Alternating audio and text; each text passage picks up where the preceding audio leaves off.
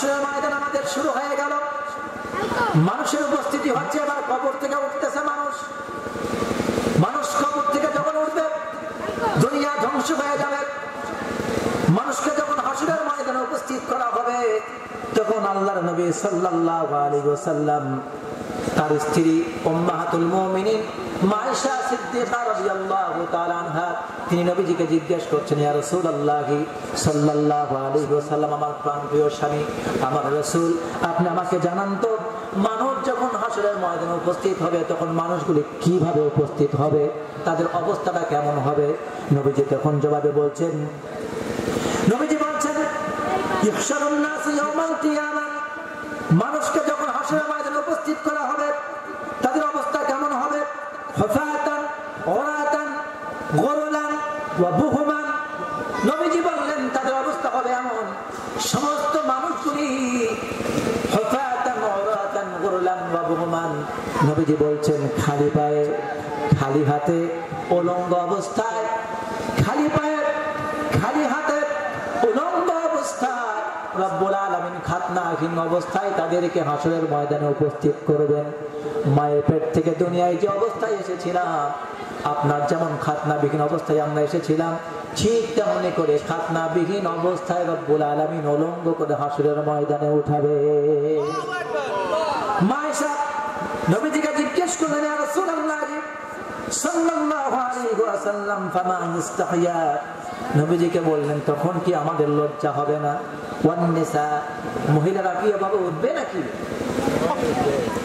বলেন তো, লজ্জা বেশি কার, পুরুষের না নারীর? কথা বলতে হবে, লজ্জা বেশি কার, নারী না পুরুষের? লজ্জা হলো বেশি নারী। কিন্তু বর্তমানে আমাদের নারী সমাজ লজ্জা হারায় ফেলতেছে, ঠিক কিনা বলেন? আমাদের নারী সমাজকে সচেতন হতে হবে, মা বাপকে সচেতন হতে হবে। প্রিয় ভাইয়েরা, কথা আমি সংক্ষেপ করে ফেলছি, আর মাত্র বেশি সময় না, আর মাত্র সবে আপনাদের কাছ থেকে 15 থেকে 20টা মিনিট সময় নেব। কষ্ট হচ্ছে আপনাদের? থাকবে তো ইনশাআল্লাহ? আমার প্রিয় ভাইয়েরা, এবার আয়েশা বলতেছেন, ইয়া রাসূলুল্লাহ সাল্লাল্লাহু আলাইহি ওয়াসাল্লাম, আপনি বলুন তো সেদিন নারীরাও কি উলঙ্গ অবস্থায় উঠবে নাকি? যদি ওঠে তাহলে আমি আয়েশা, আমার কি অবস্থা হবে? আমি তো উলঙ্গ অবস্থায় থাকবো, পুরুষরা আমাদেরকে দেখে ফেলবে, আমরা এই লজ্জা রাখবো কোথায়? আল্লাহ নবী জবাবে বলছেন, মা আয়েশাকে বলতেছেন, আয়েশা তুমি যেটা ভাবতেছো মানুষ হাসরের ময়দানে উঠবে উলঙ্গ হয়ে, তুমি ভাবতেছো দুনিয়ার মতো অবস্থা হবে নাকি? একজন আরেকজনের প্রতি কামনার দৃষ্টিতে তাকাবে, মনে করবা এটা, মনে করছে এটা। দিনটা এত সহজ না, দিনটা থাকবে খুব ভয়ানক, খুব ভয়ঙ্কর অবস্থা হবে। আল্লাহ রাব্বুল আলামিন হাবিব সাল্লাল্লাহু আলাইহি ওয়াসাল্লাম বলেন, দিনটা বড় কঠিন হবে, দিনটা হবে কঠিন। আল আমরু আশাদ্দু মিন আইয়ামদুরা বা'দুহুম ইলা বা'দ। নবীজি বলেন দিনটা বড় কঠিন হবে, ব্যাপারটা বড় কঠিন হবে। মানুষ একজন আরেকজনের দিকে তাকাবে এমন সাহস তো কারো হবেই না। মানুষ আকাশের দিকে তাকায় থাকবে, উপরের দিকে তাকায় থাকবে, আর নিজেকে বলবে নাফসি নাফসি নাফসি নাফসি, বাঁচাও বাঁচাও বাঁচাও। তোমার দিকে কি তাকাবে আয়েশা? কেউ কারোর দিকে তাকাবে না, নিজের চেহারার দিকে তাকানোর সুযোগ পাবে না। সবাই শুধু চিৎকার করবে, বলবে বাঁচাও বাঁচাও বাঁচাও। আল্লাহ নবী সাল্লাল্লাহু আলাইহি ওয়াসাল্লাম বলেন, ওইটা যখন শুরু হয়ে যাবে, ইতিমধ্যে হাসরের ময়দানে সবাই উপস্থিত হলো। এবার আর একটা দৃশ্য ঘটবে, যে দুনিয়ায় সূর্যটা দেখেছেন লক্ষ কোটি কোটি মাইল দূরে অবস্থান করতেছে, সেই সূর্যটা সেদিন এত দূরে থাকবে না।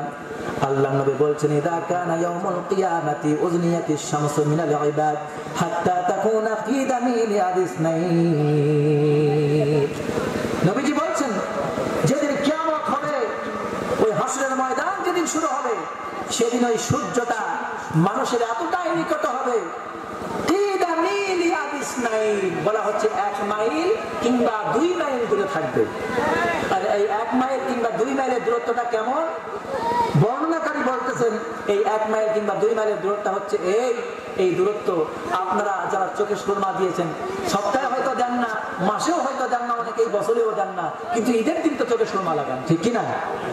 ঈদের দিন যে চোখে সুরমা লাগান, যে সুরমা দানি দেখেছেন যেটার মধ্যে সুরমা থাকে, যে সুরমা দানি, এই সুরমা দানির মধ্যে একটা শলাকা থাকে, একটা কাঠি থাকে, এই কাঠিতে করে সুরমা উঠায়া চোখের মধ্যে, পাতার মধ্যে লাগানো হয়, ভুঁড়ির মধ্যে লাগানো হয়। এই সুরমা দানির যে শলাকা আর সুরমা দানির যে ভেতরের যে দূরত্ব, ঠিক এতটুকু দূরত্ব। এই মিল বলতে, এই মাইল বলতে সুরমা দানির শলাকা যেমন সুরমা দানির ভিতরের দূরত্বে থাকে, ঠিক সূর্যটা এতটাই দূরত্বে থাকবে মাথার উপরে। আল্লাহু আকবার।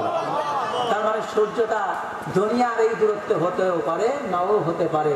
সূর্যটা হতে পারে আপনার মাথার খুবই নিকটে। কোথায় হবে? মাথার খুবই নিকটে। আর এটা কি হবে? এটা যখন মাথার খুব নিকটে আসবে তখন কি হবে? কথা বুঝতেছেন? মাথার খুব নিকটে হবে। নবীজি বলেন তখন কি হবে?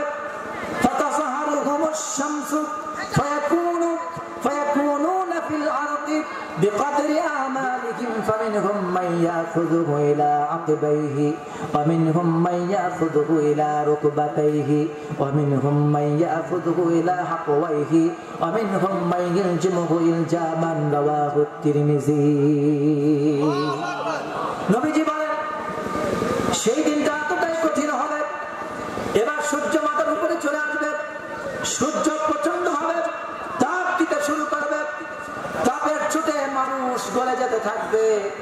এমনকি মানুষ গলে যেতে থাকবে, মাথার চান্দি ফেটে যাবে, ভেতরের মগজগুলি গলতে থাকবে, নাক মুখ বেয়ে পড়তে থাকবে। মানুষ মরবে না, মানুষ মরবে না, মানুষ চিৎকার করতে থাকবে, মাথার মগজই ফেটে যাবে। আপনি হয়তো ভাবতেছেন দুনিয়ার মতো মৃত্যু হবে, গাড়ির চাকার তলে পড়ে গেছেন, পিষ্ট হয়ে গেছেন, মারা গেছেন, এই মৃত্যু আপনার দুনিয়ায় শেষ, আর কোনো মৃত্যু হবে না। মাথার মগজই গলে গলে পড়তে থাকবে, শরীরের ঘাম ছুটে যেতে থাকবে। নবীজি বলেন প্রত্যেক মানুষকে সূর্য তাপ দিতে থাকবে, তাপের চোটে মানুষ ঘামের মধ্যে হাবুডুবু করতে থাকবে। মানুষের আমল অনুযায়ী মানুষ ঘামের মধ্যে হাবুডুবু করবে। এই ঘাম কারো পায়ের গোড়ালি পর্যন্ত হবে, ইলা আকবাইহি, কারো পায়ের গোড়ালি পর্যন্ত হবে, অমিনহুম মান ইয়াখুযুহু ইলা রুকবাতাইহি, কারো হাঁটু পর্যন্ত হবে, অমিনহুম মান ইয়াখুযুহু ইলা হাকওয়াইহি, আবার কারো এই ঘাম কোমর পর্যন্ত হবে, অমিনহুম মান ইয়ালজিমুহু ইলজামান, আবার এই ঘাম কারো চাবালি পর্যন্ত, মুখ পর্যন্ত চলে আসবে। রাসূল এভাবে দেখাই দিয়েছেন, মুখের চাবালি পর্যন্ত চলে আসবে। মানুষ ঘামের মধ্যে যাবে, কারো পায়ের গোড়ালি, কারো হাঁটু, কারো কোমর, কারো গলা, কারো মুখ পর্যন্ত ঘাম চলে আসবে। এই ঘামের মধ্যে মানুষ হাবুডুবু করবে, মানুষ পেরেশান হয়ে যাবে। এই সময় মানুষের হিসাব নিকাশ শুরু হওয়ার আগে প্রচন্ড ভাবে যখন সূর্যের তাপ পড়তে থাকবে, আপনারা জানেন মানুষ এই হাসরের ময়দানে ছোটাছুটি করতে থাকবে, বাঁচাও বাঁচাও বলতে থাকবে, ঘাম ঝরতে থাকবে। সূর্যের তাপে পায়ের নিচ থেকে মাটিগুলি তামার মতো গরম হয়ে যাবে। এই মাটি এতটাই প্রচন্ড তাপে উত্তপ্ত হয়ে যাবে, মানুষের জিহ্বা তৃষ্ণার চোটে ভেতর থেকে কুকুরের মতো ঝুলে নাভিস্থল পর্যন্ত ঝুলে পড়বে। মানুষ পানি পানি বলে চিৎকার করবে, মানুষ আল্লাহকে বলবে, ডাকবে আল্লাহ, এই হাসরের ময়দানে আর কষ্ট সহ্য হয় না।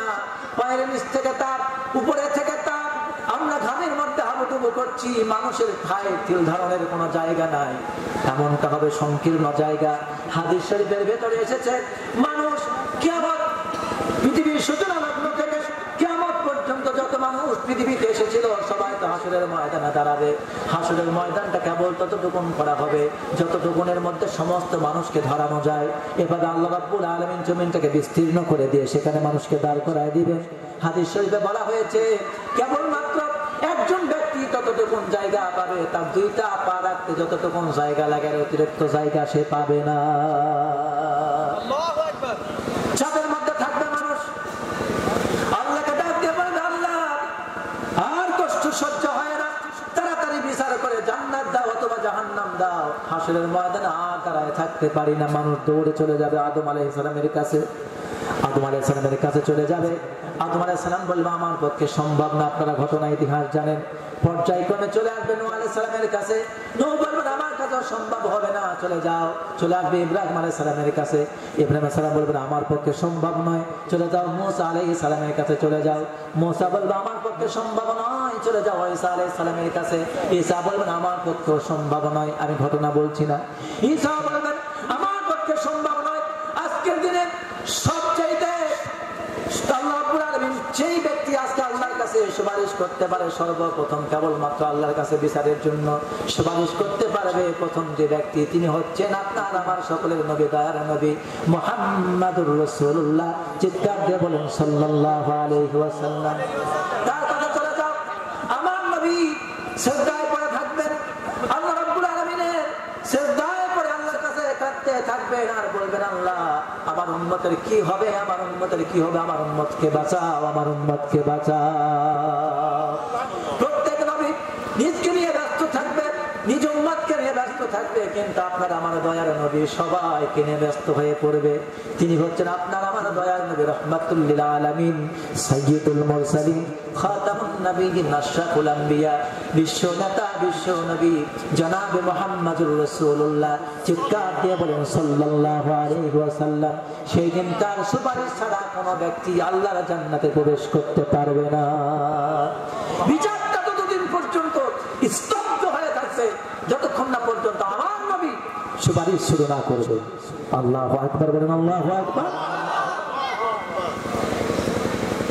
আমার প্রিয় ভাইরা, কঠিন পরিস্থিতি তৈরি হবে এভাবে, মানুষ চিৎকার করবে, চেঁচামেচি করবে, কোনো লাভ নাই, সব নবীরাই পেরেশান হয়ে যাবে। আল্লাহর নবী বলেছেন লিকুল্লি নাবিয়্যিন দাওয়াতুন, প্রত্যেক নবীকে রব্বুল আলামিন একটা স্পেশাল দোয়া দিয়েছেন, যে দোয়াটা করলে আল্লাহ তাআলা সঙ্গে সঙ্গে নবীদের দোয়াকে কবুল করেন। আর দুনিয়ার জিন্দেগিতে প্রত্যেক নবী আদম আলাইহিস সালাম থেকে শুরু করে আমার নবীর আগ পর্যন্ত, ঈসা রূহুল্লাহ পর্যন্ত যত নবী দুনিয়ায় এসেছেন, প্রত্যেকটা নবী সেই দোয়া দুনিয়াতেই করে কমপ্লিট করে ফেলেছেন। কিন্তু আপনার আমার নবী সেই দোয়াটা রিজার্ভ করে রেখেছেন। সেই দিন আল্লাহ রাব্বুল আলামিন সেই দোয়ার ওসিলা করে আল্লাহ তাআলার কাছে একটার পর একটা সুপারিশ করার পারমিশন চাইবেন। আল্লাহ রাব্বুল আলামিন তো বলে দিয়েছেন এই দোয়া করলেই কবুল হবে। রব্বুল আলামিনের হাবিব সাল্লাল্লাহু আলাইহি ওয়াসাল্লাম বলেছেন সেই দিন আমার এই দোয়াটা প্রত্যেকের জন্য প্রযোজ্য হয়ে যাবে, কিন্তু কেবলমাত্র সেই ব্যক্তি এই দোয়া থেকে বঞ্চিত থাকবে যে ব্যক্তিরা দুনিয়ার জিন্দেগিতে আল্লাহর সাথে শিরিক করেছে, আল্লাহর সঙ্গে শিরিক স্থাপন করেছে, আল্লাহকে বাদ দিয়ে অন্যের ইবাদত করেছে, আল্লাহকে বাদ দিয়ে অন্যকে ডেকেছে, অন্যের কাছে মান্নাত করেছে, অন্যের কাছে সাহায্য চেয়েছে, অন্য দেবদেবীর পূজা করেছে, উপাসনা করেছে, আল্লাহকে বাদ দিয়ে তাদের কাছে চেয়েছে। আল্লাহ রাব্বুল আলামিনের হাবিব সাল্লাল্লাহু আলাইহি ওয়াসাল্লাম বলেন সেদিন কেবলমাত্র এমন মুশরিক ব্যতীত সকল উম্মতেরা আমার এই দোয়ার মধ্যে শামিল হয়ে যাবে। চিৎকার করে বলেন সুবহানাল্লাহ। আল্লাহ কাছে দোয়া করছি রব্বুল আলামিন আমাদের নবীর সেই দোয়ার মধ্যে আমাদেরকে শামিল করুন, বলেন আমিন। এই যে হাসরের ময়দানে এবার জামায়াত হয়ে গেল, কি হয়ে গেল? জামায়াত হলো। এবার ছোট্ট একটা আল্লাহ সংক্ষিপ্ত বক্তব্য আছে। এই বিচারের দিনে সভাপতিকে আল্লাহ, চিৎকার করে বলেন কে? এই আল্লাহ সংক্ষিপ্ত বক্তব্যটা আপনাদের সামনে উপস্থাপন করে বিচারটা শেষ করে আমি কথা শেষ করছি। কষ্ট হচ্ছে আপনাদের? প্রিয় ভাইরা, 10 মিনিটের মতো সময় লাগবে। এবার আল্লাহ একটা সংক্ষিপ্ত বক্তব্য দিবে। কি বক্তব্য দিবে? বড় চমৎকার এবং আশ্চর্যজনক এবং ভীতিকর একটা বক্তব্য তিনি প্রদান করবেন। আল্লাহ তো আহকামুল হাকিমিন, সমগ্র সৃষ্টির স্রষ্টা, সমগ্র কথা মানার স্রষ্টা যিনি, সমগ্র কথা যিনি স্রষ্টা, তার কথাতে কত ওজন হবে এটা কি আমরা দাড়ি পড়লায় মাফ করতে পারবো নাকি? মাফ করা সম্ভব নয়। এই জন্য হাদিস শরীফে এসেছে যে ফাদলু কালামিল্লাহি আলা সাইরিল কালাম কাফাদলিল্লাহি আলা খালকি। চিৎকার দেবেন আল্লাহু আকবার। নবীজি বলেছে এই পৃথিবীর সমগ্র সৃষ্টি জগতের উপরে আল্লাহ রাব্বুল আলামিনের যে মর্যাদা, সমস্ত কথার উপরে আল্লাহর কথার একই মর্যাদা। সুবহানাল্লাহ। সুতরাং এই সৃষ্টি জগতের স্রষ্টার উপরে কেউ আছে? চিৎকার দিয়ে বলতে হবে স্রষ্টার উপরে কেউ আছে? কেউ নাই। সুতরাং আল্লাহর যে কথা কোরআন এবং আল্লাহর কথা, তার উপরে শ্রেষ্ঠ কথা পৃথিবীতে আছে না। শ্রেষ্ঠ কথা, ভারী কথা, ওজনদার কথা, সেই কথা কার কথা? আল্লাহর কথা। এবার আল্লাহ হাসরের ময়দানে সবাইকে জামায়াত করবেন। জামায়াত করার পর এবার আল্লাহ রাব্বুল আলামিন কি করবেন? এবার শুনুন। আল্লাহ রাব্বুল আলামিন হাসরের ময়দানে সংক্ষিপ্ত বক্তব্য প্রদান করবেন। আল্লাহ পাক বলছেন, শুনুন, মানুষ আল্লাহ সম্পর্কে ধারণা করতে পারে নাই। নফরমান মানুষেরা অনেক পৃথিবীতে স্বৈরাচার জানেন, স্বৈরাচারেরা আল্লাহ সম্পর্কে তাদের ধারণা নাই। আল্লাহ পাক তাদেরকে এটা শোনাচ্ছেন। আল্লাহ পাক বলছেন মা কাদারুল্লাহ হাক্কা কদরিহি بيده والأرض جميعا قبضته يوم القيامة والسماوات مطويات بيمينه سبحانه وتعالى عما يشركون আল্লাহ বলছেন আল্লাহর কি ক্ষমতা, আল্লাহর যে কুদরত, আল্লাহর যে ক্ষমতা, আল্লাহর যে শক্তি, মানুষ তার শক্তি সম্পর্কে ধারণা রাখে না। হাসরের ময়দান যেদিন কায়েম হয়ে যাবে সেই দিন রব্বুল আলামিন সাত আসমানকে তার ডান হাতের মধ্যে পেঁচিয়ে ধরবেন। এইরকম এই আসমানে যা তারা দেখলেন, সূর্য দেখলেন, সবচেয়ে খোঁজে বলবে আসমান খালি। আসমান কি? আসমান খালি, ফেরেশতা খালি, সব খালি। একগুলো আসমানের ছাদগুলি আছে, প্যান্ডেল গুলো আছে। এই প্যান্ডেল গুলো, এই যে প্যান্ডেল দেখতেছেন, আল্লাহ রাব্বুল আলামিন সমস্ত এই প্যান্ডেল নামক আসমানগুলি খুঁটি হিরাই আসমান তার হাতের মধ্যে, ডান হাতের মুঠার মধ্যে এরকম করে জড়ায়া পেঁচায়া হাতের মুঠার মধ্যে রাখবেন। ডান হাতের মধ্যে আসমানকে এক হাতে রাখবেন, সাত আসমানকে ডান হাতের মুষ্টির মধ্যে এভাবে মুষ্টিবদ্ধ করে রাখবেন। আর বাম হাতে আল্লাহ রাব্বুল আলামিন জমিনকে ধারণ করবেন। বাম হাতে জমিনকে ধারণ করে এবার আল্লাহ তাআলা পৃথিবীবাসীর সামনে, হাসরবাসীর সামনে বক্তব্য পেশ করবেন। আল্লাহ বলবেন, কি বলবেন আল্লাহ তাআলা? সেদিন আল্লাহ তাআলা বলবেন লিমানিল মুলকুল ইয়াউম। আল্লাহর বক্তব্য বেশি লম্বা না, এক লাইনের বক্তব্য। আল্লাহর বক্তব্য একটা, প্রশ্ন একটা, উত্তর একটা। আল্লাহ বলবে বলো, এক হাতে তো সাত আসমান আর এক হাতে পুরা জমিন। এই জমিনে আছে কারা? মানুষ। মানুষ কারা আছে? মানুষ। এই জমিনকে এক হাতে রাখবেন আর এক হাতে, ডান হাতে সাত আসমানকে পেঁচায় রাখবেন। ডান হাতের তালুর মধ্যে জমিনকে নিয়ে নাড়া দিয়ে বলবেন, বলো লিমানিল মুলকুল ইয়াউম, আজকের রাজত্বটা কার? বলেন রাজত্ব কার?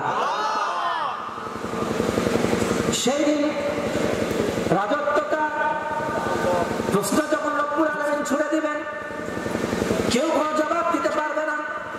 নিস্তব্ধ, নীরব, নিথর হয়ে মানুষগুলি জীর্ণ শীর্ণ হয়ে যাবে। ভয়ের চোটে কেউ কোনো কথা বলার সাহস পাবে না। মানুষ স্তব্ধ হয়ে যাবে, কেউ কথা বলতে পারবে না। কিন্তু রব্বুল আলামিন জিজ্ঞেস করবেন, বলো তো আজকের রাজত্বটা কার?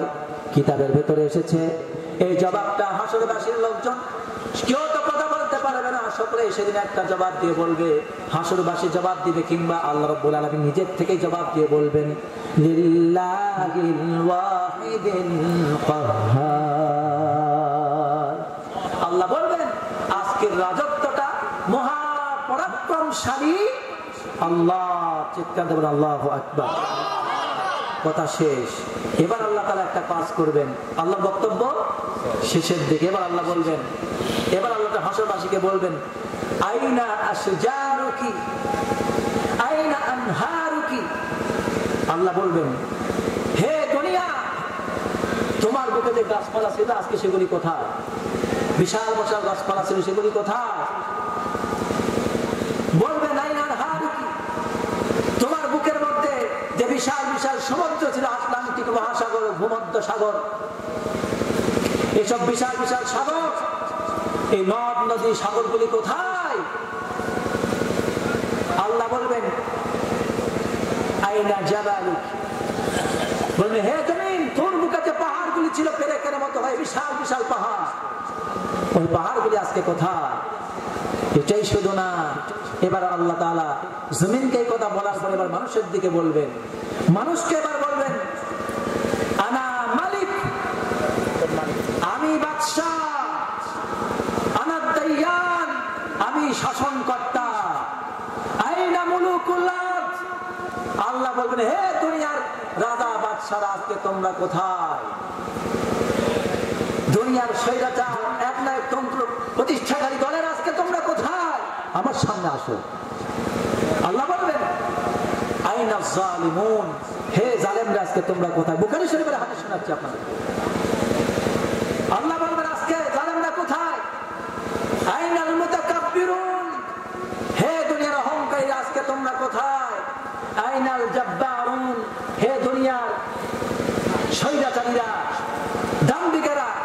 আজকে তোমরা কোথায়? দুনিয়ায় যারা ক্ষমতার দাপটে ধরাগানকে সারাগান করে যা ইচ্ছা তাই করেছিলে, মানুষের উপর জুলুম অত্যাচার করেছিলে, আজকে তোমরা কোথায়? আমার সামনে দাঁড়াও। সেদিন বলুন, কেউ কি আল্লাহর সামনে দাঁড়ানোর সাহস আছে? সাহস আছে কারো? সেদিন আল্লাহর সামনে দাঁড়ানোর সাহস কারো নাই। সেদিন কি হবে? এবার আমি আপনাদেরকে বিচারটা আপনাদের কাছে শেষ করে দিচ্ছি। কষ্ট হচ্ছে আপনাদের? বিচারটা এবার আপনাদেরকে বলছি। এবার মানুষ এই কথা যখন আল্লাহ তাআলা বলবেন, বলুন তো দুনিয়ার রাজা বাদশার কি তখন আর ক্ষমতা থাকবে নাকি? সেদিন সবাই তো বাঁচাও বাঁচাও করে চিৎকার করবে, ঠিক কিনা বলেন? দুনিয়ায় যত বড় মাস্তানি দেখাক না কেন, ক্ষমতার দাপট দেখাক, প্রশাসন দেখাক, এই দেখাক সেই দেখাক, যে যখন ক্ষমতা আসে কত কিছু ক্ষমতা থাকে, কত ক্ষমতা সরকার আসলো আর গেল। পৃথিবীবাসী অনেককে মনে রেখেছে, অনেককে মনেও রাখে নাই, ঠিক কিনা বলেন? প্রিয় ভাইয়েরা, এরকম যখন হবে তখন রব্বুল আলামিনের সামনে এই বান্দাগুলো ভীত বিহ্বল হয়ে পড়বে। আর কি হবে তখন? কাফের যারা, কারা? কাফের যারা দুনিয়ায় আল্লাহর প্রতি ঈমান আনে নাই, তারা কি বলবে? তারা বলবে কি? আল্লাহ তাআলার কাছে এই অবস্থা থেকে বলবে, তারা বলবে ওয়ায়াকুলুল কাফিরু ইয়া লাইতানি কুনতু তুরাবা। তারা বলবে, আল্লাহ কি আশ্চর্য ঘটনা, কি ভয়ঙ্কর ঘটনা, কি ধ্বংস, কি আফসোস আমাদের জন্য। আমরা যদি মাটি হয়ে যেতাম, আমাদের যদি হিসাব নিকাশ যদি না নেওয়া হতো। রাসূলুল্লাহ বলেছেন, হাসরের দিন যাদের কাছ থেকে হিসাব চাওয়া হবে তার ধ্বংস ছাড়া কোনো উপায় থাকবে না। কাফের যারা, তারা বলবে আমরা যদি মরে গিয়ে মাটি হয়ে যেতাম, মাটির সাথে যদি মিশে যেতাম তাহলে কতই না ভালো হতো, আমাদেরকে কেউ আর হিসাব নিকাশ করতো না। আজকে তো সব আমাদের সামনে ধরা পড়ে যাবে। সেই দিন জালেমরা কি করবে? যারা দুনিয়ায় মুসলমান থেকেছে, ঈমান এনেছে, কিন্তু জুলুম করেছে বান্দার উপরে, আছে না নাই? দুর্বলদের উপরে সবলের অত্যাচার, সুন্দর কালাকে অত্যাচার করে, নিজেকে অহংকার করে, দুর্বলের উপর সবলের অত্যাচার, ক্ষমতার দাপট, মানুষের উপর মিথ্যা হামলা দিয়েছে, কত জুলুম অত্যাচার করেছে জালেমরা। সেদিন সব তাদের জুলুম, তাদের অত্যাচার আমলনামা তাদের সামনে প্রকাশ হয়ে পড়বে। তখন জালেমরা এগুলি দেখবে, ভিতর শঙ্কিত হয়ে পড়বে। আর তারা কি করতে থাকবে? আল্লাহ রাব্বুল আলামিন তাদের কথা জানাচ্ছেন এইভাবে, ওয়ায়াউমা ইয়া'আদ্দুল যালিমু আলা ইয়াদাইহি ইয়াকুলু ইয়া লাইতানি ইত্তাখাযতু মা'আর রাসূলি সাবিলা। আল্লাহু আকবার। জালেমরা সেই দিন আঙ্গুল কামড়াবে। কি কামড়াবে? মানুষ দেখবেন যখন খুব টেনশনে পড়ে যায়, কান ধরে মুখের মধ্যে হাত দিয়ে কামড়াতে থাকে, ঠিক কিনা বলেন? সর্বশেষ ওরা হাতের আঙ্গুল কামড়াতে কামড়াতে হাতের আঙ্গুল খেয়ে ফেলবে ভয়ের চোটে। হাতের আঙ্গুল কামড়াতে থাকবে, ইয়াকুলু ইয়া লাইতানি ইত্তাখাযতু মা'আর রাসূলি সাবিলা।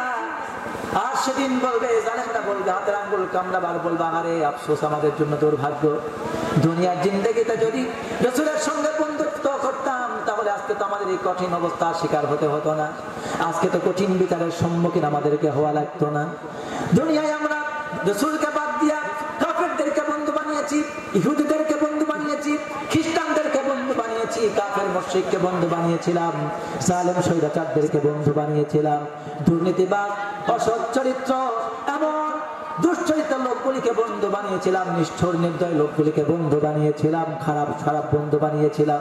তাদের সঙ্গে যদি বন্ধুত্ব না করতাম তাহলে আজকে আমি বেঁচে যেতাম, কিন্তু তাদের সঙ্গে বন্ধুত্ব করার কারণে, বন্ধুদের সঙ্গে বন্ধুত্ব করার কারণে বন্ধু আজকে মদের আড্ডায় দিয়েছে, আমি মদের আড্ডায় চলে গিয়েছি, আমি জালেম স্বৈরাচারকে সমর্থন করেছি, জালেম স্বৈরাচার মানুষকে হত্যা করেছে, তার সঙ্গে আমি সমর্থন দিয়েছি। আমার বন্ধু এক জায়গায় জেনা করতে গিয়েছে, তার সঙ্গে গিয়ে আমিও জেনায় আড্ডায় বসে গিয়েছি, মানুষের ধন সম্পদ মেরে দিয়েছি, পকেটের টাকা নিয়ে নিয়েছি, গরিব দুঃখীকে কষ্ট দিয়েছি, দুর্বলদেরকে কষ্ট দিয়েছি, কত মানুষের উপর জুলুম অত্যাচার করেছে, আজকে সব তো আমার চোখের সামনে ভেসে উঠেছে।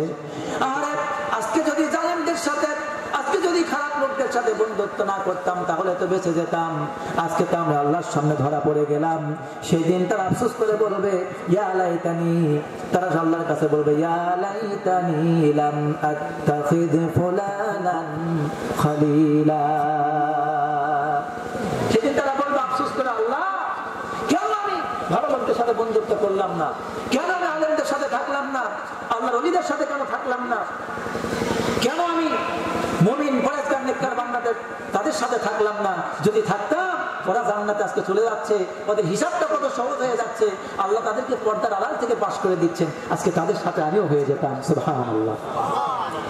প্রিয় ভাইয়েরা, এই জন্য আলেমদের সাথে থাকার দরকার আছে না নাই? হিসাবটা কত কঠিন হবে আল্লাহ রাব্বুল আলামিন। এবার আপনারা আমার ডানে বামে দুইজন ফেরেশতা রেখেছেন। কয়জন ফেরেশতা? কিরামান কাতিবিন। দুইজন ফেরেশতা। কয়জন ফেরেশতা? দুইজন ফেরেশতা। আল্লাহ রাব্বুল আলামিন সেই দিন দুইজন ফেরেশতার আমলনামা তারা সংরক্ষণ করছেন। আল্লাহ পাক বলছেন কিরামান কাতিবিনা ইয়ালামুনা মা তাফআলুন। এই দুই ফেরেশতা আপনার জীবনের সমস্ত কর্মগুলিকে রেকর্ড করে রেখেছেন। সুবহানাল্লাহ বলেন। এবার এই রেকর্ডনামা হাসরের ময়দানে আপনার সামনে উপস্থাপন করবে। দুনিয়ায় কোথায় গিয়েছেন, কার সাথে আল্লাহর সঙ্গে শিরিক করেছেন, কোথায় কোন খাজা বাবার দরবারে গিয়েছেন, যে খাজা বাবা শুধু মোসরাকে দাড়ি নাই, আছে না নাই? গায়ে আছে বড় বড় চট, মোসে বড় চট, ঠিক কিনা বলেন? নামাজ পড়ে না 5 ওয়াক্ত, একাত্ত নামাজ নাই, গাঁজা খায় 5 ওয়াক্ত, আছে বিড়ি বাবা, আছে ল্যাংটা বাবা, ঠিক কিনা বলেন? বিড়ি বাবা আছে, ল্যাংটা বাবা আছে, হুক বাবা আছে, হুকাশা বাবা আছে, কত বাবা দুনিয়াতে আছে। কত বাবার দরবারে কতজন গিয়ে ইমানটা নষ্ট করে ফেললো। সেই দিন ওরা যখন হাসরের ময়দানে উঠবে, ওই সব ভণ্ড পীরদের যারা মুরিদ নিয়েছে, সেই দিন তারা আল্লাহর দরবারে উঠে দেখবে তাদের আমলনামা খালি শূন্য হয়ে আছে। তখন তাদেরকে বলবে, বান্দা দুনিয়ায় কার অনুসরণ করেছিলা? তখন তারা বলবে, খাজা বাবা।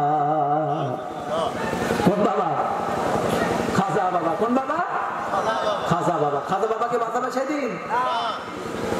কিরামান কাতিবিন রোজ হাসরের দিন, কিরামান কাতিবিন রোজ হাসরের দিন, আল্লাহর দরবারে যদি করে অভিযোগ, আমি বলবো দুনিয়ায় ছিলাম খাজা বাবার লোক, আমি বলবো দুনিয়ায় ছিলাম ল্যাংটা বাবার লোক।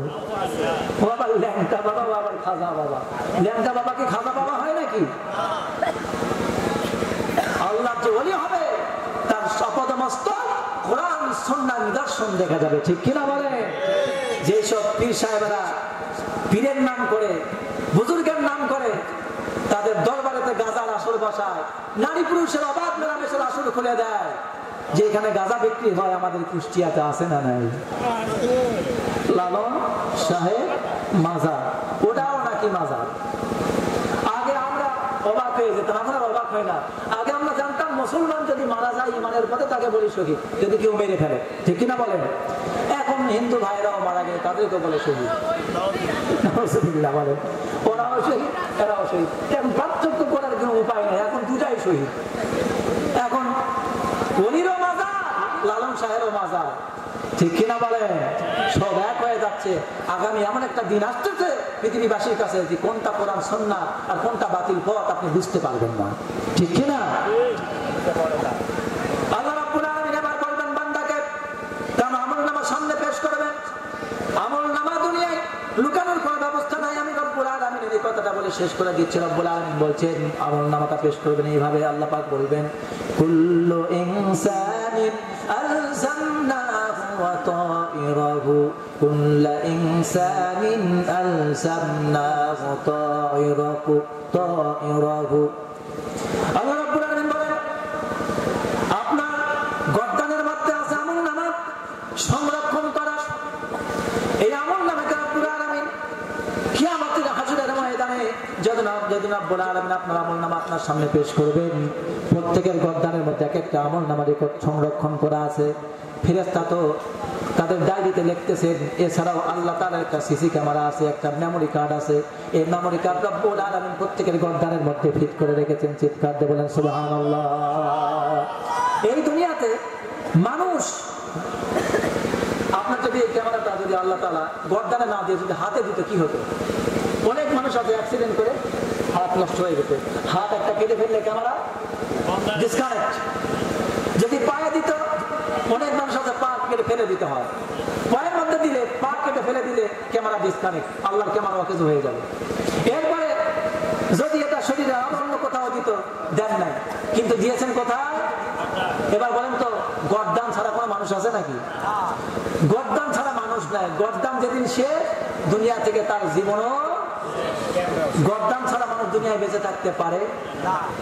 এই জন্য আল্লাহ তাআলা বলছেন ওয়াকুল্লা ইনসানিন আলজামনাহু তাইরাহু ফি উনুকিহি ওয়া নুখরিজ লাহু ইয়াওমাল কিয়ামাতি কিতাবান ইয়ালকাহু মানশুরা। আল্লাহ বলছেন সেদিন এই গর্দানের ভিতর থেকে টেপ রেকর্ডার, ভিডিও ক্যামেরা যা আছে সব টেনে বের করা হবে। আল্লাহু আকবার। এটাকে লুকে রাখার কোনো সুযোগ নাই। ভাববেন যে হাতে ক্যামেরা সেট করে আছে, হাত কেটে ফেলে দিয়ে চুরি করব, সুযোগ? যেখানেই যাবেন জীবনের মোড়ে মোড়ে বাঁকে বাঁকে সব জায়গায় ক্যামেরায় সব রেকর্ড হচ্ছে। আল্লাহু আকবার। কথা শেষ।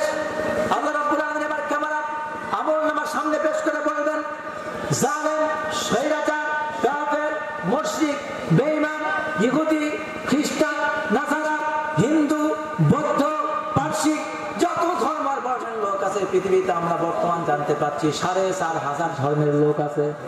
কত হাজার ধর্ম? 4,500 ধর্ম আছে বর্তমান পৃথিবীতে। যদিও ধর্ম একটাই, তার নাম, আওয়াজ দিয়ে বলতে নাম জানেন না? ধর্ম একটাই, তার নাম কি? আর বাকি এই 4,500-এর বাকি 4,499টা ধর্ম, বাকিগুলা সবগুলা কি বানানো? বাকিগুলা কি বানানো? আর একটা ধর্ম আল্লাহর পক্ষ থেকে দেওয়া, ইন্নাদ-দীনা ইনদাল্লাহিল ইসলাম।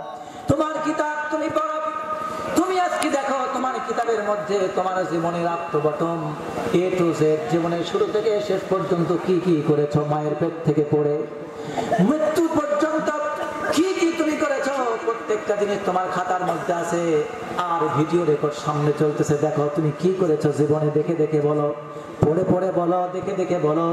যখন এগুলি করতে থাকবে আল্লাহ রাব্বুল আলামিন বলবেন, বান্দারে তোর হিসাবের জন্য আজকে আমার কোনো মিজানের দাড়ি পাল্লা তোর জন্য দরকার নাই। তোর আজকে এই রেকর্ড বলে দিবি আসলে তুই জান্নাতি নাকি জাহান্নামী,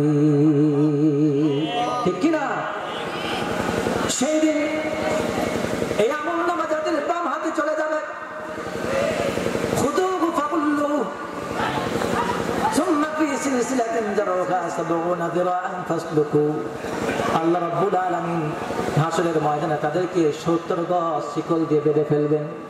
সেদিন ওই জালেম শয়তানরা বলবে, আল্লাহ সেদিন বলবে, দুনিয়া আমার এত এত টাকা পয়সা ছিল, এত এত জায়গা জমি ছিল, গাড়ি গাড়ি টাকা পয়সা, জায়গা জমি, মেল ফ্যাক্টরি ছিল, কত ধন সম্পদ ছিল, আমার তো প্রশাসনিক ক্ষমতা ছিল, ডানে বামে কত আমার ক্ষমতা বাহিনী, আমার কত তেলা চামুন্ডা ছিল, আমার কত সন্ত্রাসী গ্রুপ ছিল, আমার প্রশাসন ছিল, সব আমার ছিল। আজকে তো কেউ নাই, কোনো কিছু উপকারে আমার আসলো না, আমি তো সব আজকে হাত ছাড়া হয়ে গেল আমার, কেউ তো উপকারে আমার আসলো না, কেউ তার উপকারে আসবে না।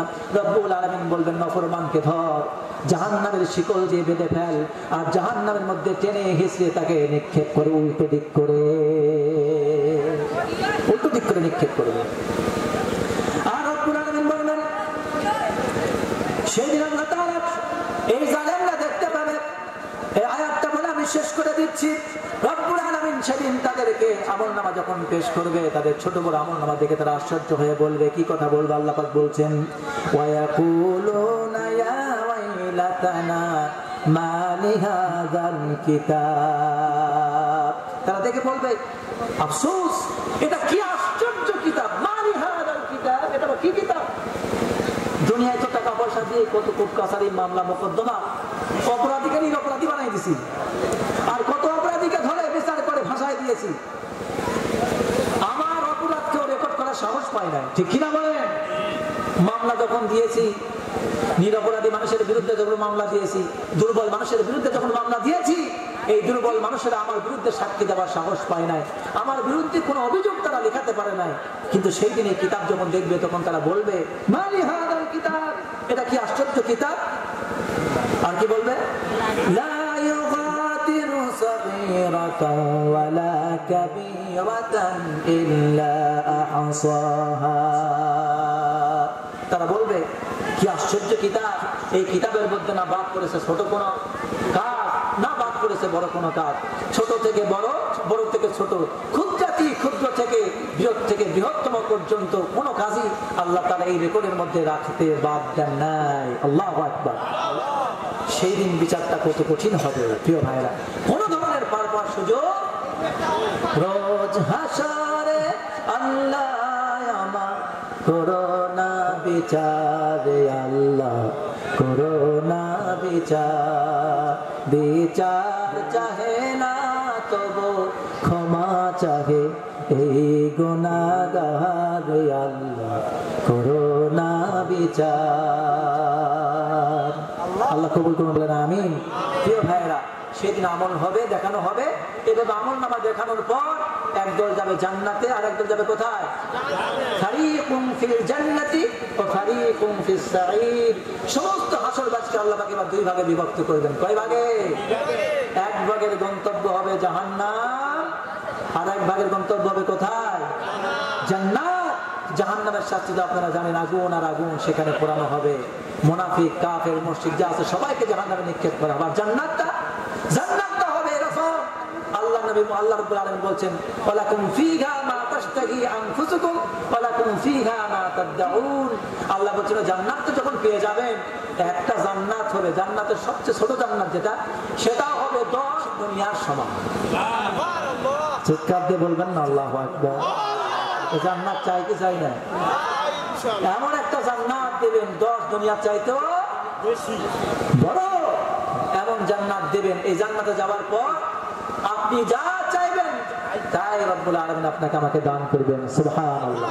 আমার মা বোনেরা যারা এসেছেন, আমরা সবাই যারা নারী পুরুষ সবাই এসেছি, আমরা সেই জান্নাতে যেতে চাই কি চাই না? আওয়াজ দিয়ে বলেন যেতে চাই কি চাই না? আমার প্রিয় বাবাজানরা, এই জন্য দুনিয়াতে যত কথা বললাম, তাহলে আমাদের কি এখন আপনাদের মাঝে কয়েকটা টিপস দিয়ে আলোচনা শেষ করতে চাই। বলুন তো, ঈমান আনতে হবে কার উপর? আল্লাহর সাথে কাউকে শরীক করা। 2, ঈমান আনার পর নামাজ ফরজ, প্রত্যেকের উপর 5 ওয়াক্ত। নামাজ কি বাদ দেওয়া যাবে? রমজান মাসে রোজা সুন্দর করে আদায় করবেন। এরপরে হজ তো সবাই আদায় করতে পারবে না, যাকাতও সবাই দিতে পারবে না। যাদের উপর হজ ফরজ, যাকাত ফরজ, তারা হজ এবং যাকাত আদায় করবেন। আর বাকি কাজগুলি সবার জন্য সেটি হচ্ছে এই, আমরা প্রত্যেকে আল্লাহর কালাম কোরআনে কারীম, নিয়মিত কোরআনে কারীম তেলাওয়াত করব বলেন ইনশাআল্লাহ। তাসবিহ তাহলিল করব, দিন ইসলামের সাথে থাকবো, ইবাদত করব, আলেমদের সাথে থাকবো, ভালো মানুষের সাথে থাকবো বলেন ইনশাআল্লাহ। আর নারীরা যারা এসেছেন, আমার মা বোনেরা, এই আওয়াজটা আপনাদের জন্য, বিশেষ করে স্পেশালি আপনাদের জন্য 2টা নসিহত করতে চাই। একটি হচ্ছে এই, আল্লাহ রাসূল সাল্লাল্লাহু আলাইহি ওয়াসাল্লাম বলছেন হাসরের দিন নারীরা কিন্তু যদি ইবাদত করে, নারীরা কিন্তু জান্নাতে যাওয়া নারীদের জন্য সবচেয়ে সহজ।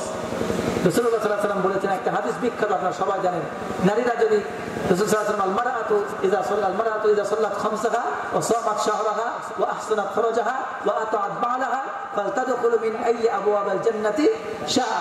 নবীজি বলেছেন, কোন নারী যদি 5 ওয়াক্ত নামাজ পড়ে, রমজান মাসে রোজাটা আদায় করে, লজ্জাস্থানের হেফাজত করে, স্বামীর আনুগত্য করে, স্বামীকে খুশি রাখে, স্বামীর ন্যায় সঙ্গত কাজে সহযোগিতা করে, স্বামীকে হাসি খুশি রাখে, সন্তুষ্ট রাখে, এমন নারীর জন্য আল্লাহ তাআলা জান্নাতকে সহজ করে দিয়েছেন। আল্লাহ বলছেন জান্নাতের রাতটি 10টায় তার জন্য খুলে দেওয়া হবে।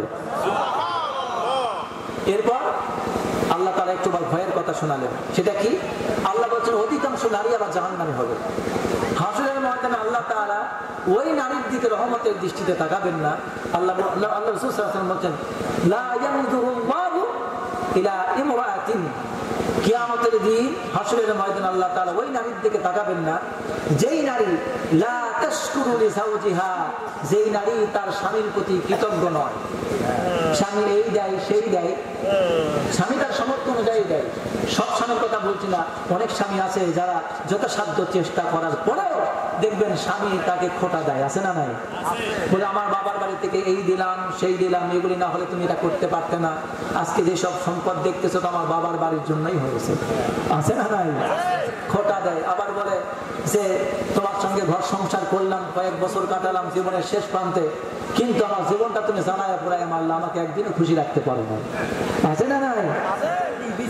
আমার মতো মেয়ে হয়ে তোমার মতো এই দুর্ভাগা স্বামী ঘর সংসার করছে, অন্য নারী হলে কতদিন আগে মুখে পা দিয়ে চলে যেত, আছে না নাই?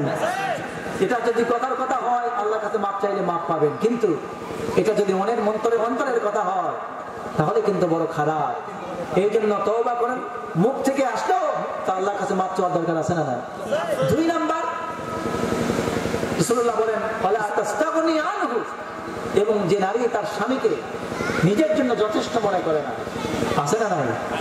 স্বামী পেয়েছে, স্বামী একটু কালো, স্বামী একটু অসুন্দর, এটা নিয়ে তার সে সৌন্দর্যতা বড়াই করে, অন্যের সাথে পরকীয়ায় লিপ্ত হয়, আছে না নাই? আজকে এটা প্রায় গ্রামে গ্রামে হয়ে যাচ্ছে। স্বামী আছে বিদেশে, দাবি এখন ফিরি। নাউযুবিল্লাহ।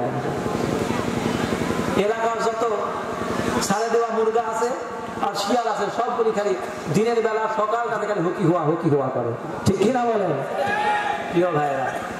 এই যে আপনার জন্য একজন স্বামী বাইরে চলে গেছেন, কষ্ট করছেন, আপনার স্বামী আপনাকে রেখে বাইরে চলে গেছেন, স্বামীকে যথেষ্ট মনে না করে, স্বামীর তো নিন্দা আছে, এই স্বামী আমার জন্য যথেষ্ট নেই, স্বামী কিচ্ছু পারে না, তমক সুন্দর না, কথা শোনে না, যত সব দুর্নাম করার পর এভাবে আস্তে আস্তে যেই ভাই আসছিল, চাচাতো ভাই, মামাতো ভাই, পাড়াতো ভাই, ফুফাতো ভাই, প্রতিবেশী ভাই, এবার তাদের সাথে আস্তে আস্তে করে ওইদিকে চলে যেতে চায়। নাউযুবিল্লাহি মিন যালিক। আমি আর খুলে বললাম না?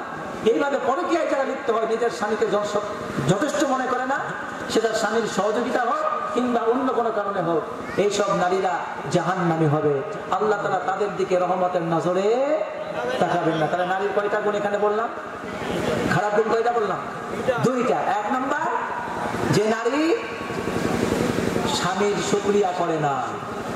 স্বামী একটু অল্প এনেছে, আপনি বলেন আলহামদুলিল্লাহ, আমার প্রাণের স্বামী, আমি তোমাকে ভালোবাসি, তুমি আমার জন্য যথেষ্ট করেছো, আমি দোয়া করছি আল্লাহ তাআলা আগামীতে যেন আরো সুন্দর করে দেন, আমাদের যেন বরকত বাড়িয়ে দেন, আগামীকাল যেন আল্লাহ তাআলা রিজিক বাড়ায় দেন, আমাদের চাহিদা পূরণ করে দেখ, আল্লাহ তোমার কাজের রাস্তা প্রশস্ত করে দেখ, আল্লাহর কাছে আমি দোয়া করি তোমার জীবনকে সুস্থ রাখুক, তোমার দেহকে সুস্থ রাখুক, তুমি চেষ্টা করো, আমি তোমার প্রতি নারাজ না, আমি আল্লাহর কাছে দোয়া করছি, চলো আজকে স্বামী স্ত্রী দুইয়ের জন্য আল্লাহর কাছে দোয়া করবো। এরকম একটা টুকটুকে বউ যদি ঘরের মধ্যে পান, নেককার বউ যদি পান, তাহলে আপনার ঘরটা জান্নাত, ঠিক কিনা প্রিয় ভাইয়েরা? তাহলে এই দুইটা গুণ, এক নম্বর শুকরিয়া আদায় করবে, দুই নম্বর স্বামীকে যথেষ্ট মনে করবে না। আর একটা কথা আপনাদেরকে বলবো নারীদের উদ্দেশ্যে, ওই সব নারীরা অভিশপ্ত যে নারীরা শরীরের মধ্যে ট্যাটু আঁকে, আছে না নাই?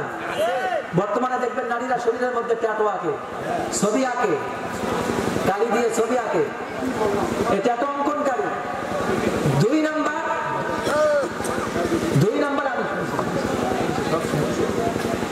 নাম্বার যে নারীরা, খেয়াল করেন নারীরা কারণ মনোযোগ দিয়ে শোনেন, আপনাদেরকে বলতেছি, আপনারা যদি জান্নাতে যেতে চান, এটা খুব সহজ কাজ, এগুলো করার জন্য তেমন কিছু কষ্ট আপনাদেরকে করতে হবে না।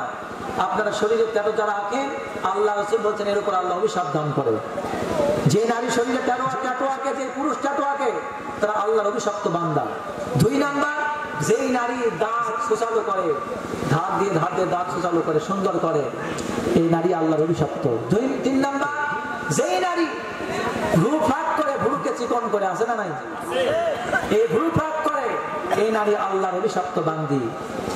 চার নাম্বার, ওই নারী আল্লাহর অভিশপ্ত যেই নারী হয়েও পুরুষের বেশভূষা ধারণ করে সমাজে চলাফেরা করতে চায়, আছে না নাই? দেখবেন আজকে পুরুষের কাপড় পরার নিয়ম কি? টাকনুর উপরে। পুরুষের কাপড় পরা সুন্নাত, টাকনু